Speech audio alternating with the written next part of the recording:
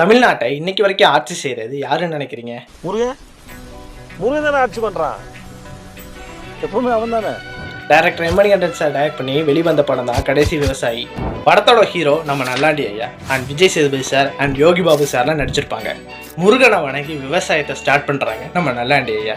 இதுக்கிடையே வர சோதனைகளை ஃபேஸ் பண்ணி கடைசியில் ஐயா இறந்து போயிட்டதாகவும் அண்ட் பயிர்கள் கெட்டு போச்சுன்னு நினைக்கும் போது முருகன் அருளால் பயிர்களும் சரி ஐயாவும் சரி காப்பாற்றப்படுறாங்க. தன்னை நம்பினவங்களை என்றைக்கும் கைவிட மாட்டார் முருகர் அப்படின்றதுக்கு இந்த படம் ஒரு பெஸ்ட் எக்ஸாம்பிளாக இருக்கும். இந்த படத்தில் விஜய் சேதுபதி சாரோட ரோலே டிஃப்ரெண்ட்டாக இருக்கும்.